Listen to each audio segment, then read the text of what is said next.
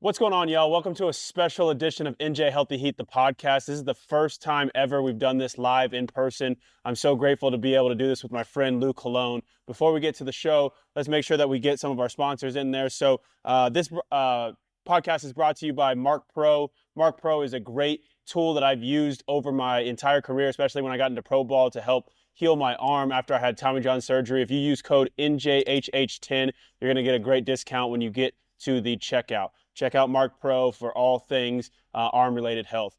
Also, all the tools that I use with the guys that I train with on pitching and the things that I used when I played with the Orioles as well, all came from one place, and that's Oats Specialties, oatsspecialties.com. They're a small-run business out of Huntsville, Texas. They do outstanding work. They have everything that you need, from plyo care balls to water bags to shoulder tubes to mini water balls like this. So anything that you need training, baseball, specifically pitching related, these guys are going to be the place to go. You're going to want to use the code NJHH5 for a discount at checkout. And the last one right here, this is one that Coach Lou and I have partnered with. This is Prospect Gloves, man. When I played baseball, I used a Rawlings and a Wilson, and it wasn't until I used Prospect Gloves that I found a new favorite glove.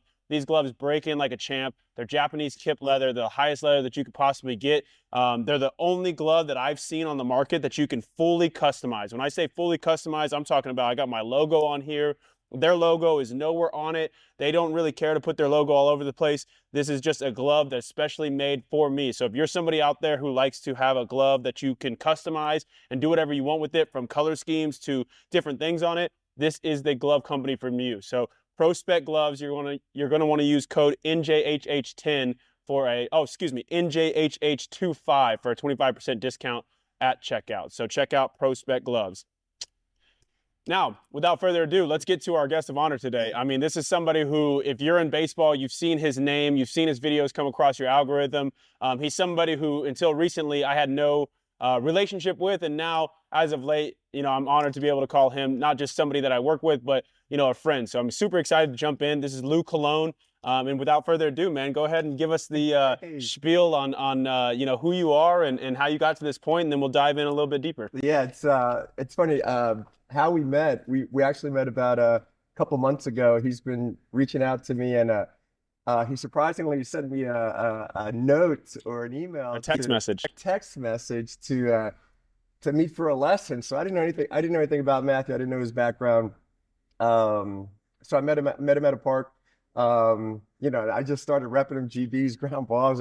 This guy's pretty good. Why would he want a lesson from me? But turns out that he just wanted to meet me, wanted to pick my brain and see if we can collaborate on some projects. So since then, we've collaborated on a couple projects that we're looking forward to come out soon. So I'm glad to be here and do my part to help as much as you can with your journey, for sure. Definitely. Yeah, we've got something coming out. We'll talk about that later. But, let's go ahead and touch a little bit on your background in baseball, right? You're an infield guy. You've been all around. You've got 28 years in the coaching world. Yeah. You've got world-renowned clinics that you run.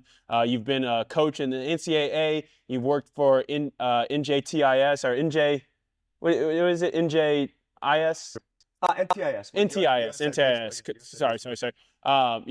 But prior to all of that, you were a professional baseball player as well. So when you kind of reflect on your life, can you kind of tell us how you got to that point of where you're at now? Like, walk us through your childhood of growing up and getting into pro ball. Sure. Well, like any other player, every young player has their dream to play professional baseball. I was able to play in college and played. My professional career was in San Dulce, Puerto Rico.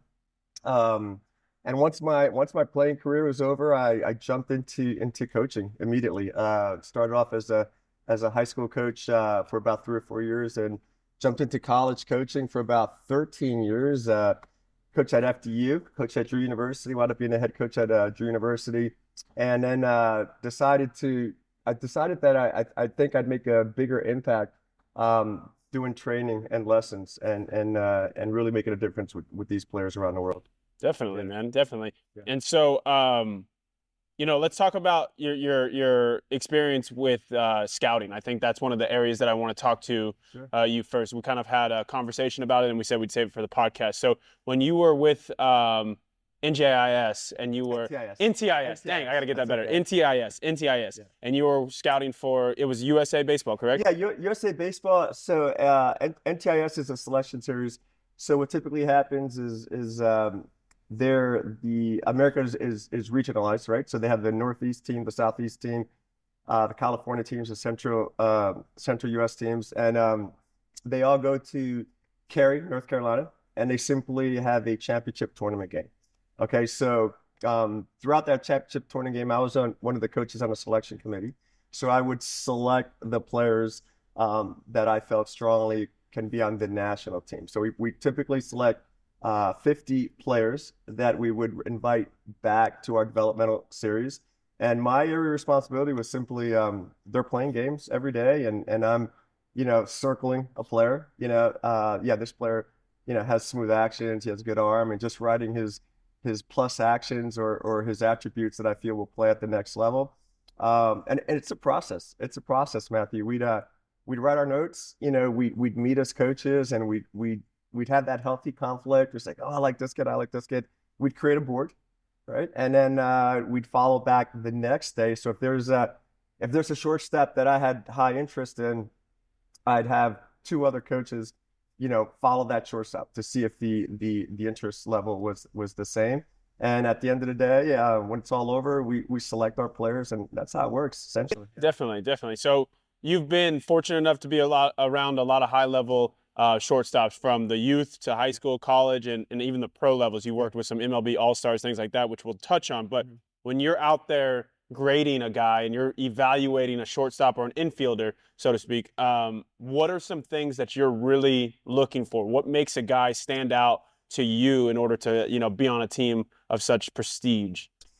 Yeah, well, now it's different now when you're recruiting or scouting a high level player, because now there's so many advanced analytics prospects in it. But there's always the eye test, right? There's always the eye test. Does he have smooth actions? Does he have a plus arm? Does he have plus range? Does he have plus adjustability? But every infielder is different, okay? And let's keep in mind that hitting gets you in the lineup. Yeah. Hitting gets you in the lineup. So you could be a plus fielder, but if you're not able to hit at that level, you're not going to have many opportunities. But as development goes, for example, if I'm working with a player, no matter what level, whether it's an amateur player, college player, or a pro player, and I don't have any data points or any information about that player, the first thing I'll do is I'll just rep them GBs. I'll just rep them ground balls, predictable hops, not unpredictable hops, balls with normal pace, balls with high pace, and backhands, forehands, routines.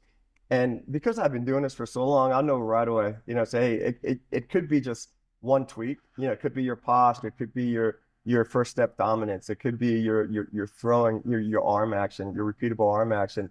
But I think that comes with experience, just seeing so many players, and I try to just kind of break it down and find that one tweak or two that kind of organizes everything else. Definitely, definitely. And so once you identify a guy and you guys go through that process, like what does that process actually look like? You identify the guy, you ask a couple of coaches, what does it look like for you? For NTS or Yep. for NTS. So so again, we gather all our notes, we create a board, and then we select, and again, there's healthy conflict in that room, when we're watching these players. That's why I always tell these players, don't be on time every time, okay?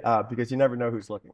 All right, from catch play to your pre-pitch setup, we watch everything from their mannerisms, from their attitude, from how they, if they hit a weak ground ball to third, or one hopper to the shortstop, how they run down the line, and all those things really come into play.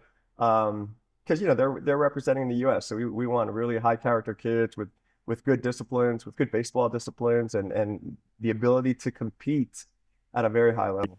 Definitely. Yeah. So switching gears here a little bit. So once you got done with pro ball, you and I kind of have similar stories. We've talked about it. We both got into the corporate world. Yeah.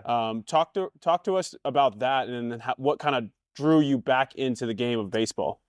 Yeah, it's funny story. So once I was done with pro ball, actually, went back to school because I initially started at a junior college in Florida.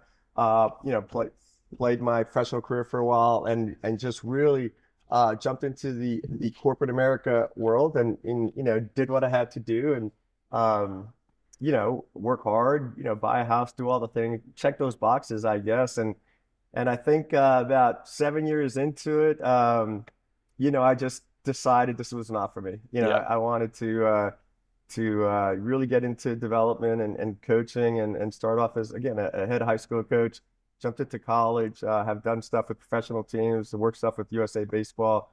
And now, I love what I do now, just travel around the world, running my clinics, working with players, making a difference, making an impact. That's what really drives me and motivates me. Definitely, definitely. So what kind of when you're getting started into high school baseball, right?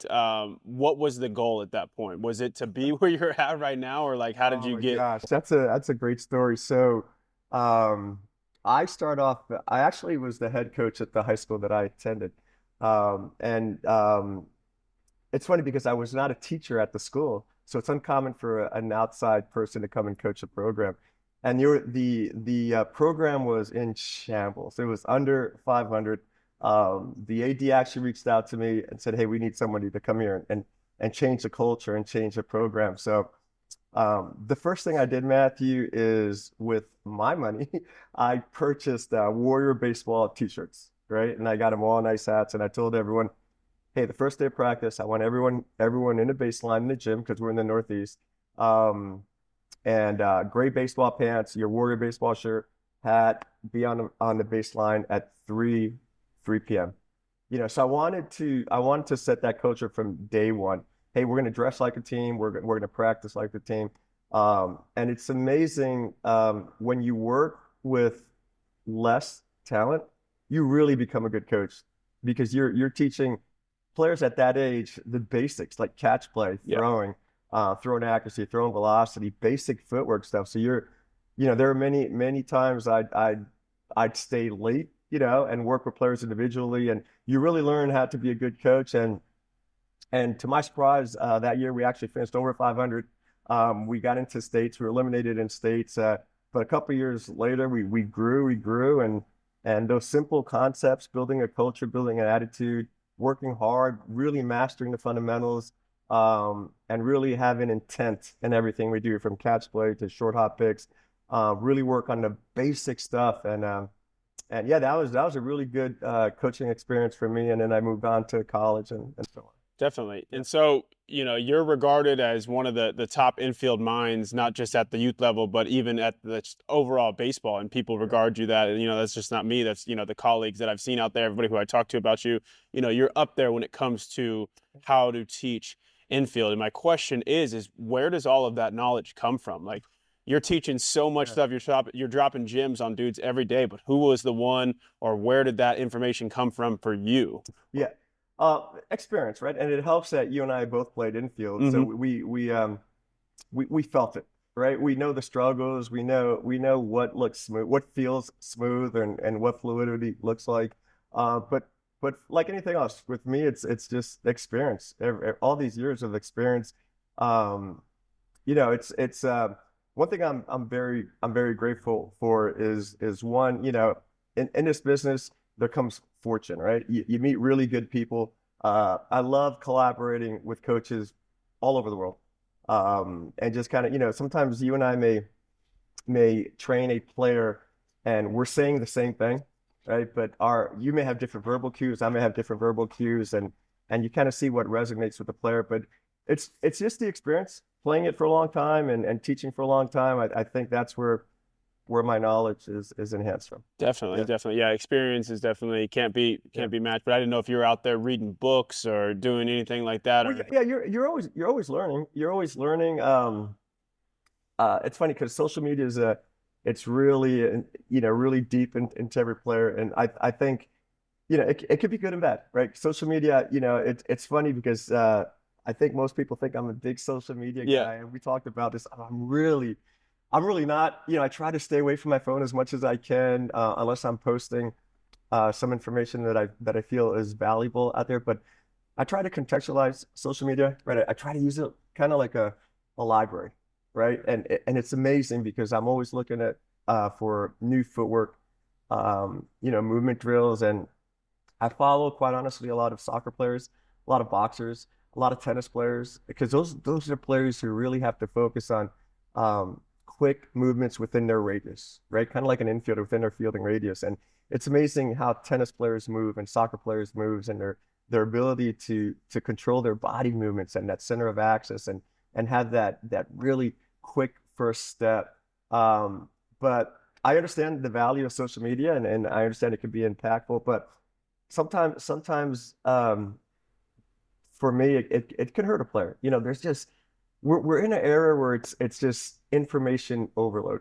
Okay. And I think most players are lost, quite honestly, right? Because they don't know who to follow. They don't know, well, is this the way to do it? I think it's more prevalent in hitting and pitching.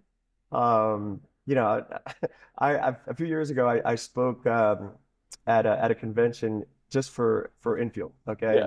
And I stayed around to listen to the hitting coaches speak, and there was a college hitting coach, a pro hitting coach, another high school hitting coach, and I was there for 2 hours watching and listening to these hitting coaches, and all four hitting coaches had four different approaches. Yeah. One was launch angle, one was to the ball, one was balance, one was even hitting plane. And I can imagine those baseball players or those coaches there listening to all this information. Well, which is the right way? So I think I call it the mountain of voices. There's just so many voices out there. So um, my advice to players and every player is different. Every player moves differently. Find something that works. Come up with an elite process, work on it every day, and make sure it transitions into the game. Definitely, yeah. You know, prior to social media, which is hard to imagine, but it really wasn't that long ago Yeah, in the grand scheme of things. You only had whatever your high school coach or yeah, your club coach was teaching. That's the only faucet of yeah. knowledge that you could drink out of. Now you can drink out of a million Oh, different yeah. voices out there, and it becomes, like you said, overload. Kids are working on one plan and like they might have confidence in that, but here comes, Yeah, somebody on social media being like, well, that plan is wrong, man. If you're yeah, doing that, and now that kid is, not as confident in his plan, and now he's panicking, and now he's like, all right, well, maybe I should go join this one. And then it just becomes a whole bunch of yeah, jumping around from like different ideology to different ideology. And, as coaches, that's fine, right? We can go jump around from ideology to ideology because we want to know what the game has to offer, but we're not playing, right? So I don't have to dive deep into, one specific thing to like get the best out of my performance. But for a kid, that can really, I feel like, you know, bring yeah, down their level of competitiveness when they are thinking, is my training going to show up today? Is what I've been practicing all off season? Oh, I trained with this one guy, but maybe I should have been training with this other guy. And then going in the season, they're in a yeah, completely yeah, different headspace as opposed to like, I put in the work, and at the end of the day, like if you have God given ability, which everybody has some bit of. If you're playing in high school or college baseball, there is some form of God has touched you to be good at this game, and you have a work ethic. Like you are, in my opinion, always going to figure it out. Right? You might not be Mike Trout or Bryce Harper, but if you have the desire to get better and you have some ability and you work at it and you hone your craft, like regardless of what you're doing, chances are you're going to be going up and to the right. Now, how fast you go up and to the right is going to be, again, on how much you focus. And maybe there are some different things with training, right? Getting around you at a young age as an yeah, infielder would be better than maybe just having a dad in the backyard. But even that dad in the backyard and that kid, if you're able to train yeah, and you can do the basic fundamentals, which is catch, hit, and throw a ball, yeah, you are going to, get to where you want to go, and you're going to figure some things out. You're going to figure out like, hey, Dad, I appreciate you, but at this point, I think maybe we should go this way. Or hey, yeah, maybe this coach isn't as good for me. I kind of see that I need this over here. And then as the athlete, you should be the one driving that. And the only way that you can not kind of know where you're at in your game is by showing up all the time and knowing that like, man, I'm really not that good at, hitting the ball the opposite way. I yeah, should probably find somebody this offseason who can really help me hit the ball the opposite way. But you go in with a plan. Yeah. And I think a lot of kids don't have that kind of thought process. I don't know. That's a great point. I feel all coaches have great intentions, right? Whether it's a dad or whether it's a high school coach. But what I've seen over the years is sometimes, you know, coaching it's a not everyone, but it's a large society of passing down information, right? Well, my high school coach, told me to throw this way. This is the way you should throw. My grandfather told me to throw this way. And then when unless you take like a deep dive of what really happens and with advanced analytics and video, and see what the pro players are doing, because the pro players, in my opinion, they leave a trail. They leave a trail Yeah. because when you watch pro players, they're throwing similar, right? They're all getting tight V, they're all getting in that position. So as far as that, as far as those voices we mentioned earlier with coaches, and when a player, you brought up a good point, when a player has to really jump from this coach to another coach to another coach, because he's searching, right? I feel most young infielders are lost. I feel about 90% of young infielders are lost because they don't know what voice to hear, because we talked about it. There's so much information overload out there, and most players, quite honestly, the reason they don't develop is because they don't commit. They don't fully commit to an elite process. Yeah. Right? They're working, but are they getting better? So for players out there, know your strengths, know your weaknesses, come up with an elite process and commit to it. That is non-negotiable. If you commit to an elite process and you work on it every day, you will see results exponentially. What does it mean to commit? Like, Yeah. what's the difference between a guy who's, half committed and a guy who's fully committed? Like, Yeah. where do you draw that line Yeah, for you? that's a great thing. So, for example, let's say you're a young player, you're a high school player or a young college player, and you have trouble with the backhand. I always ask players, hey, what do you need to work on? And the player says, oh, I have trouble with the backhand. Well, what type of backhand? Is it a in your body backhand? Is it a reach backhand? Is it a shelf backhand?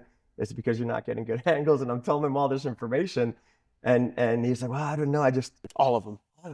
Easiest answer. I All of don't them. feel comfortable fielding the backhand. So, and oftentimes coaches, they enable this behavior, this feeling this player has, because oftentimes practices are, I always say high school coaches, typically they practice at 70% when in regards to infield development. So what does that mean? So the great thing about coaching high school and college is you really have to be cognizant of time, because you only have so much time, right? And you have to go through so many things. You have to go through infield defense, first and third bunt situations. Pitchers have to throw bullpens, hitters have to hit. We have to work on relay throws and all that. So how much time does a high school or college coach really have to develop that player, unless he's doing it pre or post work? Okay, so I gave this speech a few years ago. It's and I gave the example of that typical high school practice where coaches are hitting 70% ground balls to players in the two-hand lane, right? They're working on 21 outs or whatever, nice easy plays, right? All spring before the season starts. First game of the season, right? It's a slow roller in a 5-6 hole, right? Shortstop is trying to force a backhand, right? Poor route selection, right? Poor hop selection, right? Picks the ball, right? Throws it over to first baseman's head. Runner advances to second base. Players come in the dugout. Coach is yelling at the shortstop, you have to make that play. You have to make the play. What I would say something to the coach. Hey, did you create an environment for that player to work on that play 50 times a week? Yeah. Right. That's the first time that player has attempted that play, and it was a tough play. Right. Slow hit ball, slow pace to the backhand side, and made a bad throw. So, I like when I'm running practices. I want those predictable hops, those low variable drills, those high variable drills, those balls that don't have much pace, those balls that have pace. More game-like reps in order to play at a high level. It's funny because when you think about it, only about 25% of ground balls, Matt, will be in a two-hand lane. Only 25% of the ground balls will be in a two-hand lane when you're right, left field, right, left throw, and go. All right, think about it. The other 25%, another 25% will be forehand reach, right? Forehand come get, forehand shove. Yet another 25 would be backhand in your body, backhand reach, backhand shove, backhand spin throw, right? And yet the last 25 will be plays that you're just running on the run, picks one hand. So 75% or over 75% of the balls that are hit in your direction will require you to field it with just your glove hand. Why do most kids take 90% reps in the two-hand lane? Yeah. Right. So it's not game like, it's not game feel, and that's why they struggle. It comes up to having an elite process, an elite process and committing to it.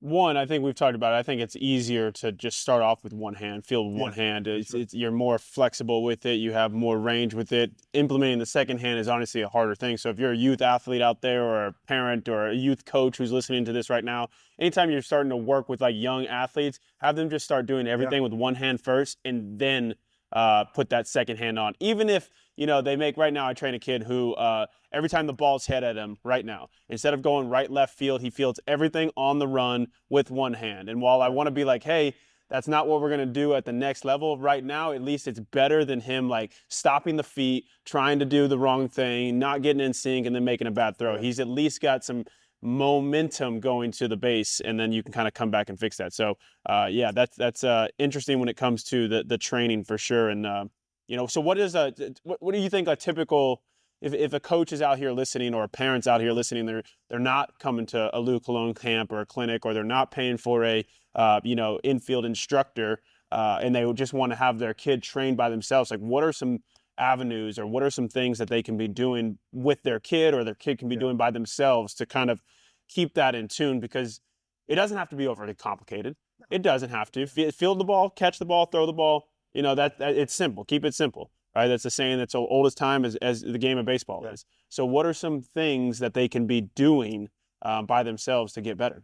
Depends on the age, right? If you have a son who's maybe 8 years old and under, just have them really focus on mastering the basic fundamentals, right? The basic fundamentals: glove presentation, pocket awareness, secure the ball, bring it to midline, create a throw lane, and throw to the target. I love it with young players or even older players. I love setting up a target, right? Aim small, miss small, whether it's a circle, a ring, or a box.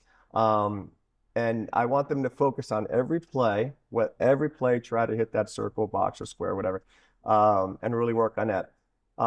With the older players, because they've already mastered those basic fundamentals. Now you start jumping into more advanced fundamentals, right? Now you start movement patterns, right? Set up drills that really focus on actual infield play, right? Which require angles, which require direction, which require movement, which require time, have time constraints. And then when you get to the really advanced players, whether it's pro players, there's just a lot of data and video, right? They're looking at outs above average. How do we minimize all these small, long movements, right? That he has, right? If he has these long, we're really looking at video and break it down. But the one common message that I tell all my players, whether it's a youth player, a pro player, a college player, is um, game time, right? Keep it simple, right? Clear the mind. What should be going through your mind is be on time, be athletic, and compete. It's amazing how the body will organize itself. The body will connect the dots. The body will figure it out on itself if you clear the mind. Because you've already taken those 10,000 reps, right? You've already taken those 10,000 backhands, those 10,000 short hop picks, those 10,000 reps off a wall ball. I think that's the hardest thing for players, is to really be in the moment, breathe, clear the mind, and just compete and compete. Most players they're thinking while they're fielding, and then your body becomes robotic. And 90% of errors are forced errors because players they're rushed. They feel they're running out of time, right? So those are the things that with the older players I really work on. With the younger players, keep it simple. Just make they're having fun. They should be having fun at that age, right? They should be wanting to play this game forever. Yeah. Now, switching topics here a little bit, getting back to some social media on the business side of Yeah. things for Lou Cologne and Lou Cologne Baseball. When you blew up for the first time or whatever it may be, because you've got 150,000 followers on Instagram. Not that that's like anything that you really care about, but at the same time, it does help in today's world. How did you even get to that point? Like, you've been posting for a long time, and I think Yeah. I know the story of you posting. You said to just show guys what they were doing wrong. So like, but how do you go from that to Honestly, one of the top? that's a great, and as I mentioned earlier, I'm not a big social media. I actually videotape all my videos on my phone with a tripod, and I Yep. put it out there. So I started years ago, and I would do lessons or training in high school because as coaches, you could tell a player, hey man, you're moving with you're too tall, right? Your posture is not 30 degree. You're moving with really tall posture, and the player would, well, coach, I feel like I'm getting low, and then I would take a video. It says, and the player would see the videos. You're right. I'm not getting low. So I would videotape portions of my lesson and go back to the player and show them, this or that. And then from time to time, that player would make a really great play. And then I'd show him the video and he's like, oh my gosh, that was me. And then I posted it and then, and I love music, right? Yeah. I think if you're a good dancer, you're going to be a good shortstop. So I would always play some music when I'd do some infield stuff. And then, yeah. And then I would, players would, coach, you should, can you send me that video? Can we post that video? So then I started posting it it's unbelievable the audience and the outcome and now I do it because I feel I can teach people Yeah. I try to keep it simple and I don't videotape every lesson, I don't videotape every clinic, but some of the clinics that I do, and so I'm lucky and grateful for sure. Definitely. And so you do run some of the world's biggest, infield clinics. You do them all around the world. Yeah. You've been fortunate enough, you've told me to go and do them in different states, different parts of the country. But where does that even start? How do you go from, just getting back into the game of baseball to Yeah. doing a clinic with, 200 people, I think you said, is some that you've done 300 Yeah. people. How do you do that? Yeah, I've been fortunate. I've been oh my gosh, within the last couple of years we've been to Puerto Rico, Dominican Republic. We're on the works of going to Japan. I've gone to about 18 states in the US. Um, typically they reach out to me. Typically they reach out to me and organizations reach out to me and we'd love for you to work with our org, whether it's the 17Us or the young players. I'm getting a lot of softball too.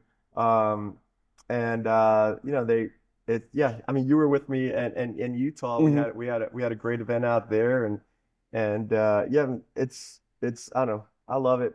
I love teaching. I love making a difference. I feel that's my strength is is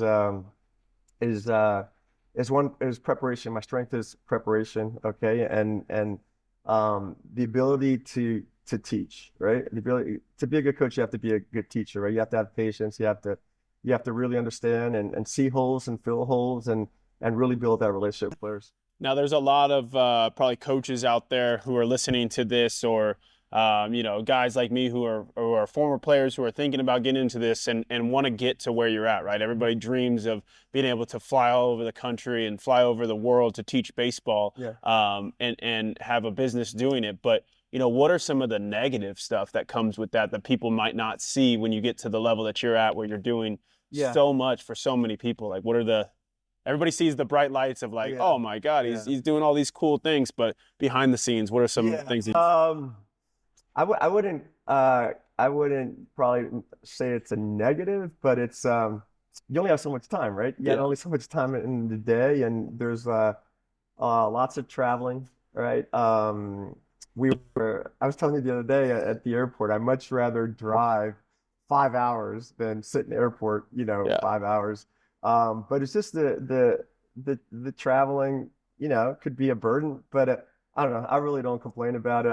Once I'm there, I'm super pumped. I get excited. The energy is always good and positive, and at the end of the day, you made a difference and you impacted people, and that's what life's all about. definitely, Yeah. definitely. With some of the top MLB guys that you've worked with, right? Yeah. And you don't have to go into who they Yeah. are, right? We all know that you work with some of these guys. Um, why are they MLB guys? Why are they all Yeah. stars? You know, how did they get from, you know, and you've worked with some of these guys since they were high schoolers, right? Yeah. And you've seen them progress all the way to where they are right now. So like what separates those guys from another guy that you might be working with? Yeah. Well, there's a few guys in pro ball that I'm still working with, and I've worked with for a long time. You know, most of them they just want to hear that voice, right? Or they want to they. And one thing I learned in this sport is really good players want to learn. Really good players want to learn. They want to learn something that's going to separate because it's all about separation, right? It's all about at every level. You know, how do you separate yourself from the other infielders to advance? So they all want to learn something, listen to a different voice. I try to, you know, I try to keep it simple. You know, again, I try to just simply find the holes in his play and fill them. Right. And again, with the advanced players, the pro players, you really have to look at a lot of video, a lot of data, you know, because a lot goes into is how do they feel that day, right? You know, if they're traveling, whatever.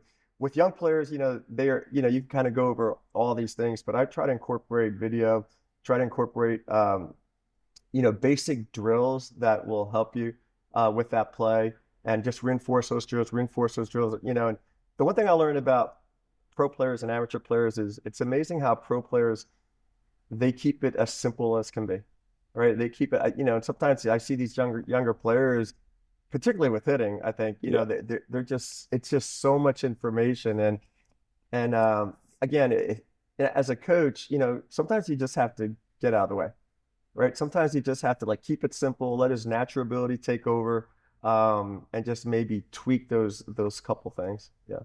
Um, And so you've been in the game for a while. Has there anything that's been changed in fielding over the last, you know, handful of years, 10 years or since you've gotten in? I feel like hitting and pitching is changing almost every Yeah. decade like clockwork, some new form of Yeah. technology and new style of training. But Yeah. have you seen that on the Oh, fielding side? it's funny. You and I we had this conversation a few weeks back. It's um, the players are more athletic, right?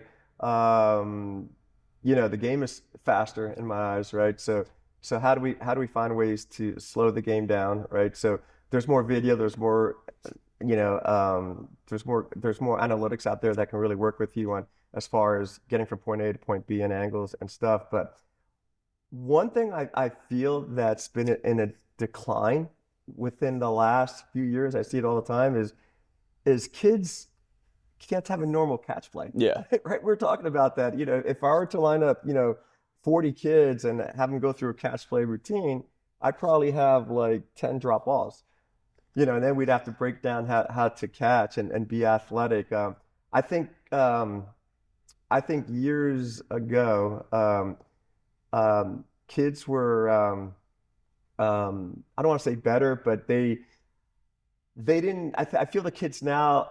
Every training or every practice has to be structured in a nice building or a nice field with a you know a couple of high quality coaches. Where you know years back, you just play. Yeah. You would just play, and your body would figure it out. I don't think kids organically figure things out. I think kids need somebody to them, you know, what to do, how to throw, how to field, how to hit, how to run.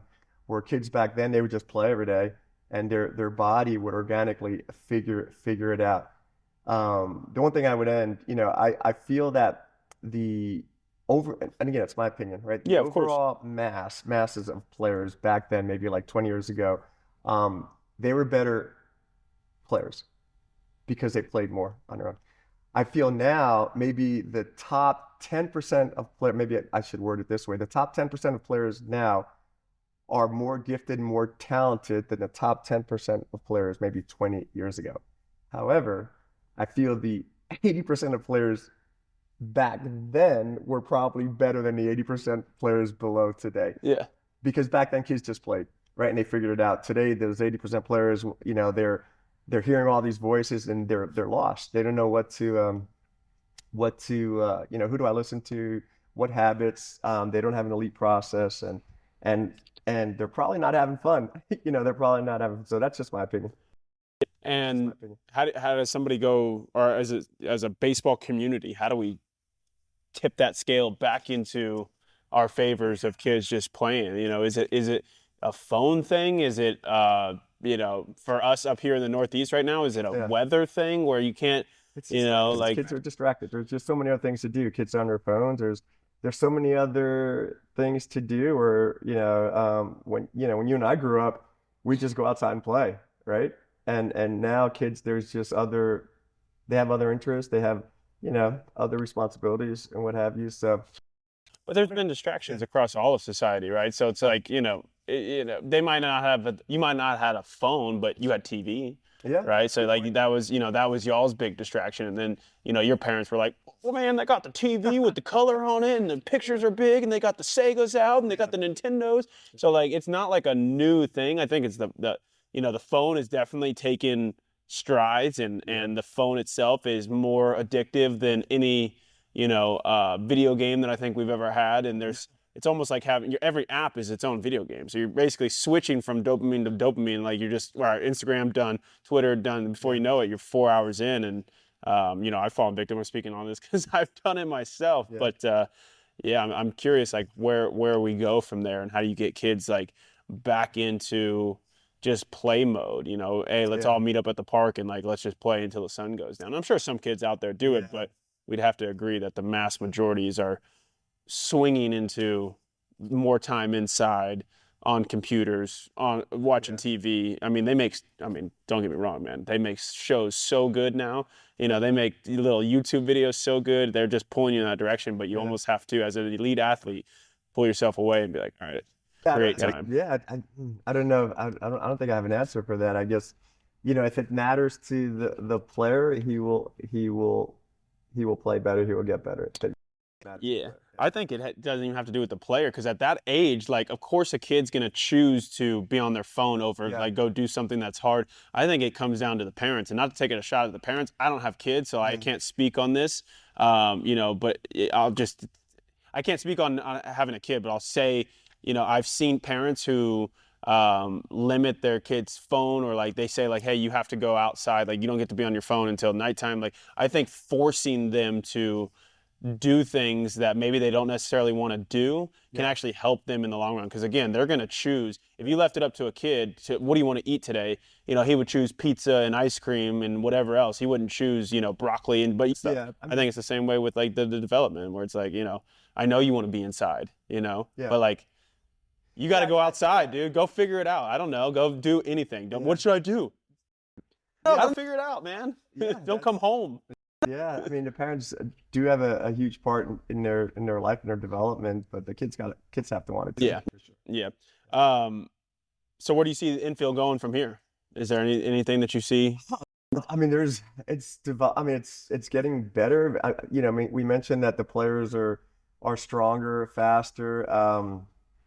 But hitting gets you in the lineup, right? Yeah. Hitting gets you in the line. You could be the best minor league infielder in all minor league baseball, but if you can't hit major league pitching, you will probably not play in the big leagues. But yeah, yeah, the development is getting better. There's really good coaches out there. It's funny, if I could share a quick story. I love to collaborate with people like you. Love to collaborate with great infield coaches around the world. And most of them have a social media presence. But he's a good friend of mine. One of the best coaches that I work with was Coach Valdez. Shout out to Coach Valdez. He's with the Giants organization up in the Dominican Republic. And I had an opportunity to work with him for a week. And speaking of learning as a coach, right? Because to be a good coach, you have to continue to learn, in my opinion, and continue to grow, right? Just like a player, you have to continue to learn and continue to grow. And I love to learn from every coach, right? Sometimes you learn what to do. Sometimes you learn what not to Yeah. do, right? I'm not doing that. But anyway, one day we were out there. He had about 6 infielders, shortstops, all pro players. And I just was tagging along with him and hitting fungos with him. And he had all 6 infielders at shortstop. And he was just repping them GBs, repping them ground balls, right? Slow pace, high, fast pace. And a couple of them were not getting in the right position. A couple of them were forcing the two-hand instead of, pressing through, emerging. And hey, coach, can I go out there and work with him? Because I just wanted to teach, right? Yeah.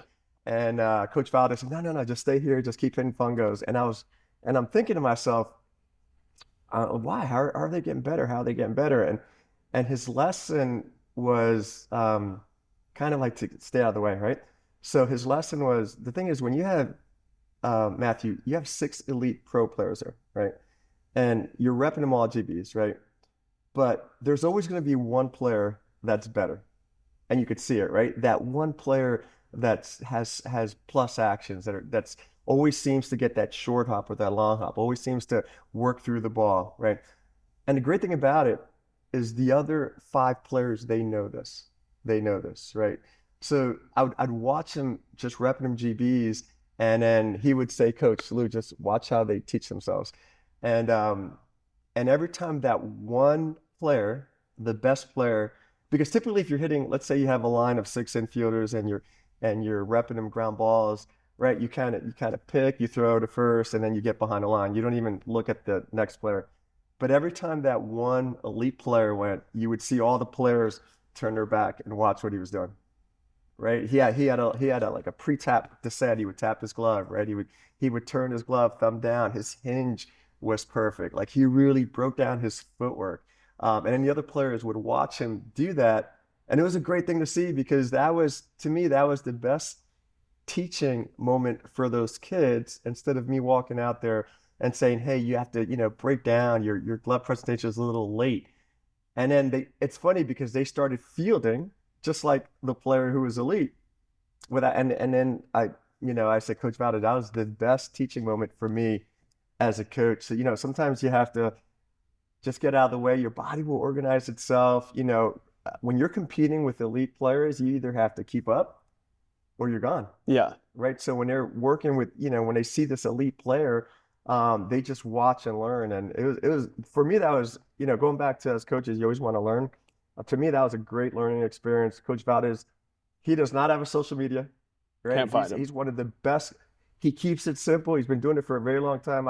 I still call him maybe once a month, pick his brain on, hey, how do you explain, in your body backhand or how, what things that you see with elite players. So I was very fortunate to meet him and meet you and meet all these amazing coaches. That's the one thing I think that's one thing I'm proud of, working with some of the best coaches in the world.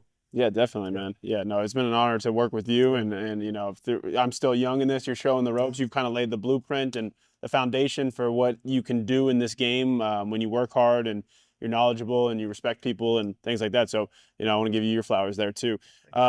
Circling back to college coach, I think a lot of people probably hit you up. They definitely hit me up about, college recruiting, right? You've been a head coach. You've signed players. You've cut players. Yeah. You've had players that you're interested in, the call from you to commit. Give us, a recruiting 101 from Coach Lou as a head coach at FDU and Keene University. What are some things that kids can be doing to help set themselves up to get a college scholarship? Yeah. Drew. And my buddy Neil. You were at Keene though, right? Yeah. No, I did. I did. Okay. He's good. I gotta do better actually. research, fellas. Yeah. Preparation. I gotta be better prepared there. Preparation. As far as so the recruiting platform has changed now with the portal, especially those high schools, and there's NIL deals and all this going forward. But when I was coaching, we were at a really high academic school, high academic standards to enter that school. So I'd always tell kids within the recruiting process, number one, achieve academic success. All right. Being recruitable is not just having your skill set, but also that coach to go through the process of enrolling you in the school. The kids have to do the work nowadays. The kids have to do the work. I think recruiting now, it's actually easier for coaches than it was back then when I was coaching because if you're in a top program and you run your prospect camps, you're going to have the best infielders in the country go to your program. You could just kind of hand select. And again, with the portal, coaches can just bring in junior college kids to enhance their program. But I strongly feel if you're a good player, there is a place for you to play in college if you do the research. But we talk about um, when do I go to showcases, right? Kids think, the thing about they talk about exposure, right? So for me, there's a difference between exposure and being exposed, Yeah. and being exposed, right? So, just make sure that you are doing the things you need to do, right? Having that elite process and sticking to it. So when you are exposed, you want that coach to circle your name. But to answer your question, make sure that number one, you're achieving academic success. You come up with an elite process to work on every day, non-negotiable. And you have to start reaching out to schools. And now with the advent with Twitter and X and all that, simply I know when I was coaching, I'd have Twitter and a kid would just send me a link and I was like, wow, this kid has pretty good actions. And that started the conversation. So you have to be really forthright. You have to be identify those schools, right? We talked about reach schools, we talked about target schools, we talked about safety schools. What are those to those that don't know? Maybe reach school is the school that, high We've talked D1. about this. You got to be realistic though with your reach schools, right? Because everybody's reach school is Vandy, Yeah, Tennessee, yeah, Wake Forest. So, and you said something on Monday when we were together, yeah. right? Who goes to play at Vanderbilt? Who goes to play? You ask yourself a simple question, right? What is So that's it? Corbin, he's the best. So when I ask kids, hey, what schools are you looking at, and looking to go to, and say, well, I'd love to play at Vanderbilt, I'd love to play at Duke, I'd love to play at Virginia, and he's maybe an undersized kid, doesn't have the skill set, doesn't have the measurables, right? And then I go, well, what other schools you're Yeah. looking at, they're kind of stuck, so they're hard. So I'd have that tough Yeah, but to conversation with that them. point, I remember you said your question was, Yeah. well, are you the best player? I said, well, are you the best shortstop in your county right now? And he'd go, maybe. And then I'd say, well, are you the best shortstop in your state? Definitely not. Well, are you the best shortstop in the East Coast? Definitely not. Well, are you one of the top 10 best shortstops in the country? Definitely not. Well, those are the shortstops who are probably attending the Vanderbilt camp. Okay.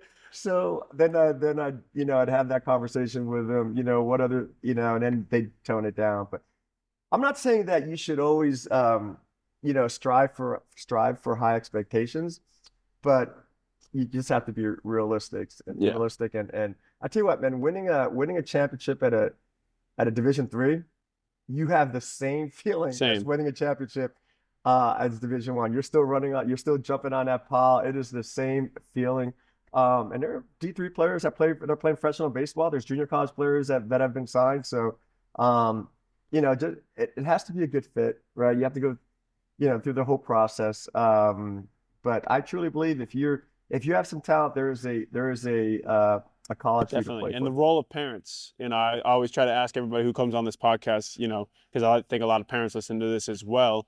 What is their role throughout recruitment? What do they need to do to help? Yeah, well, I mean, the players should do 90% of the work. And the players are, most coaches want to speak to or communicate with the players as often as they can until there's the visit, right? You have the visit on campus, and the parents are going to get involved. But the parents, should definitely influence the player. You're looking at, region, cost of school, and all that. So those are conversations, deep conversations that the player and parent should have. But as far as the parent communicating with the coaches, it's typically the players and coaches communicating until the visit. So Yeah. until the visit, yeah. No, that's good stuff, man. Any other recruiting tips out there? Yeah, just you have to do the research. Players have to do the research, man. I think um, most players think that, well, if I play well, somebody will find me. Somebody will see me, right? Talent will just kind of surface and somebody will find. But it's not the case. They're extremely busy. They're coaching, almost all year now. I mean, there's dead periods and stuff, but you really have to put yourself out there for sure.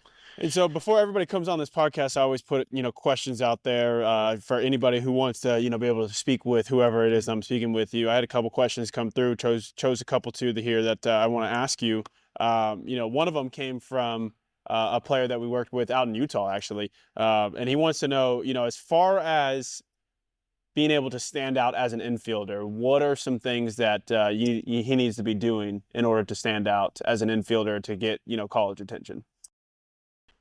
Making every play look smooth and easy, right? Having that fluidity, being on time with your pre-pitch, not misreading hops, just the basic stuff, just playing with confidence.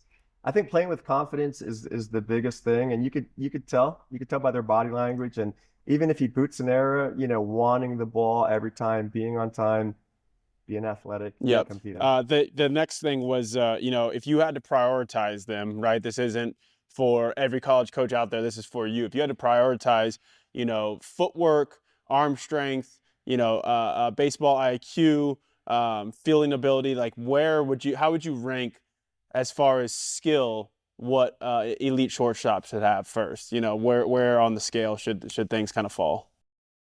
Well, the Major League Baseball, it's out above average, right? So being able to have a high fielding percentage, right?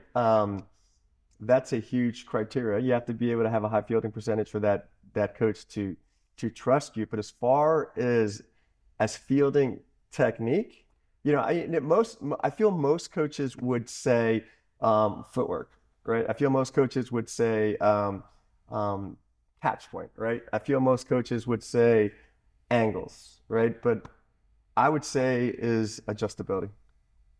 Being able to make that backhand play 7 different ways, depending on the flight of the ball, the speed of the ball, the spin of the ball, and having adjustability with time constraints to make that play consistently.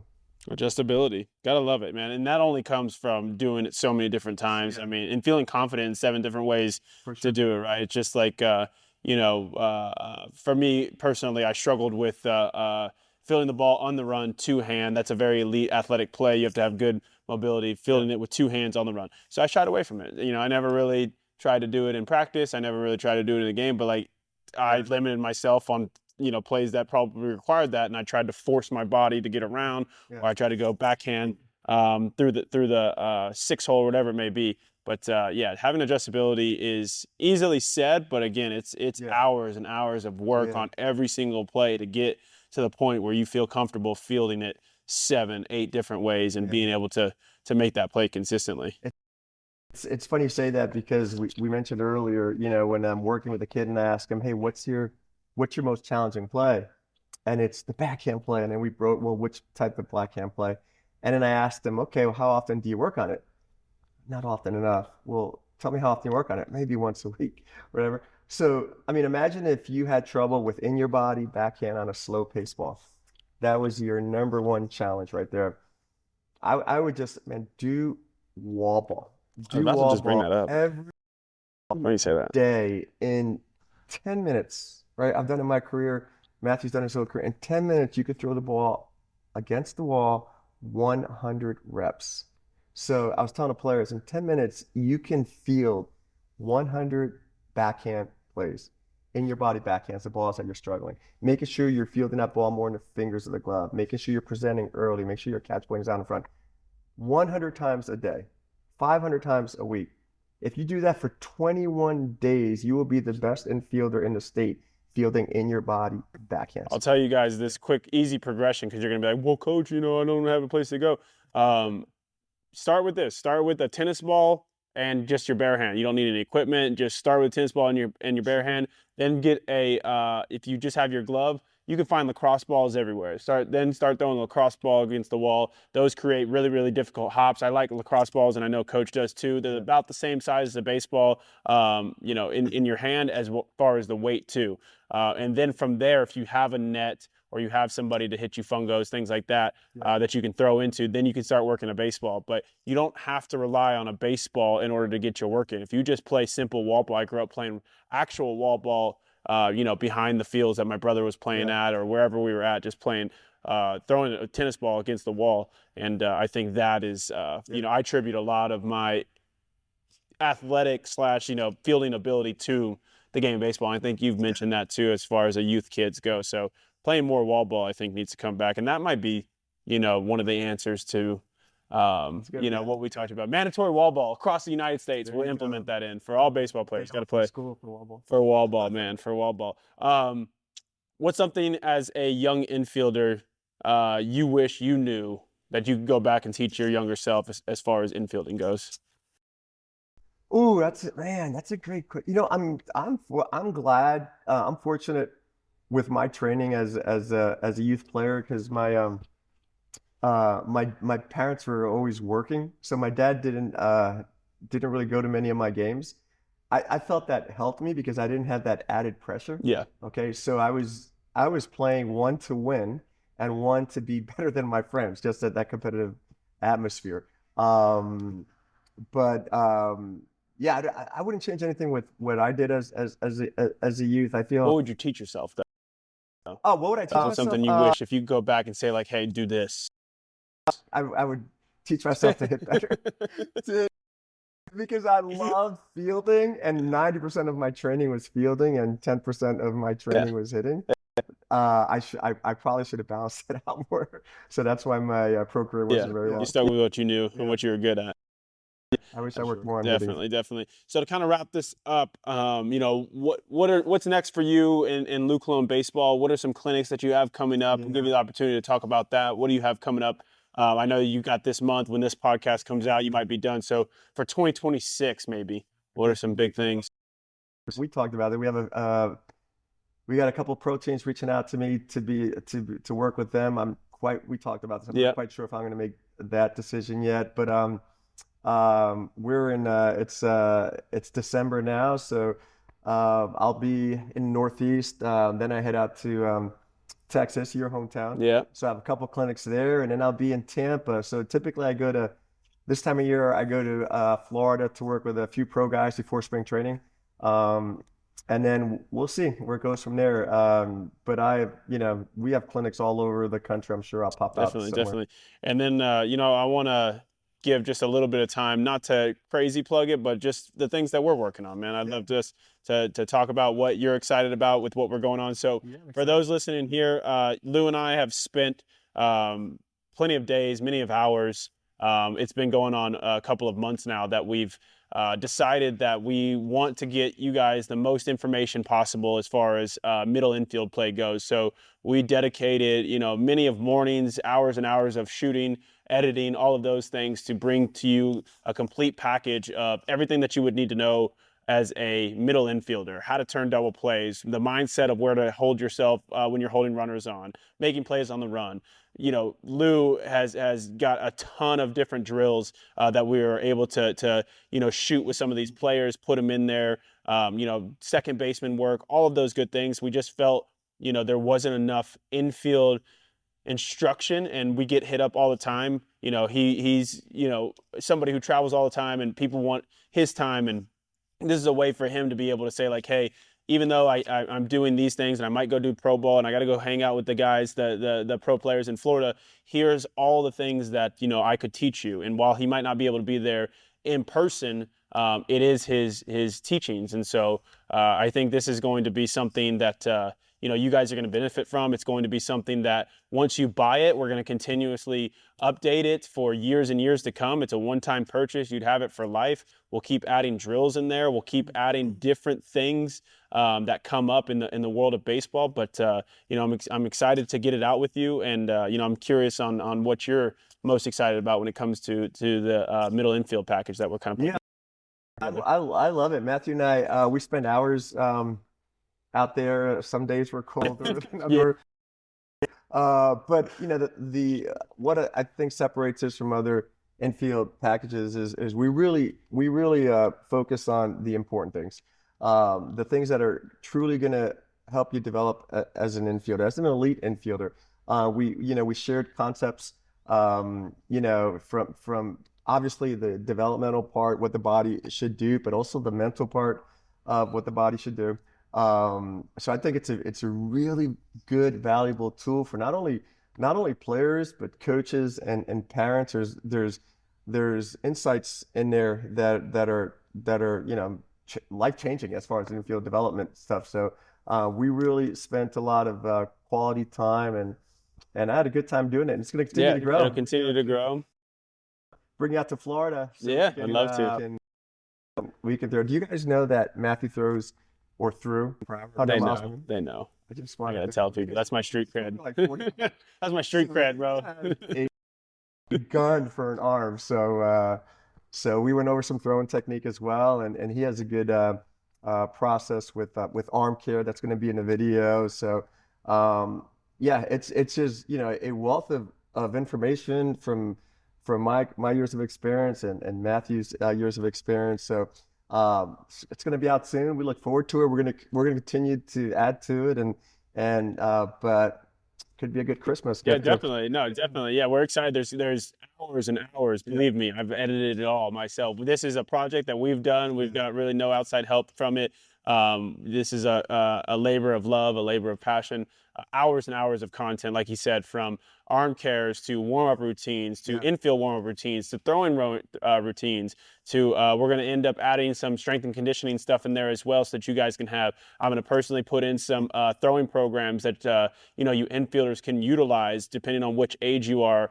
If you need to get more accurate, you can have one. If you need to have a stronger arm, we'll put that in there. So we just want to give you guys as much information as possible so that you can become the best infielder, or if you're a coach, you can develop the best infielders, or if you're a parent, you can be a part of helping cultivate an elite infielder. So without further ado, man, I think they were going to wrap it up here. That was a great Nice. segment there. I love learning from you. I always get to learn a little bit of something from you every time I get the honor of speaking with you, and hopefully you guys at home got to learn a little bit as well. So stay tuned for that infield package that we have coming out. We'll make sure that you guys know. We'll put it on our website. We'll put it on Instagram.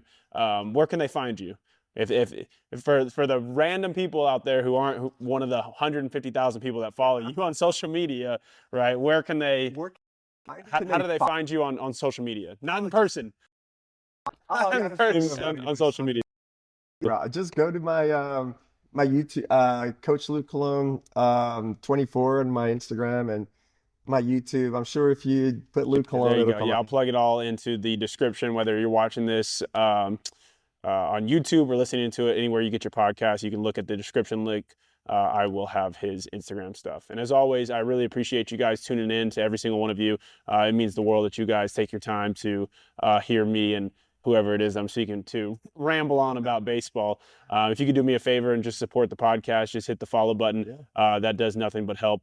I do not get paid to do this whatsoever. I just don't pay any of the guys that come on here. We do this out of the love of baseball, and we just share as much as we can. So, continue to support, and I'll continue to provide as much value and bring on guests that can provide as much value as we can.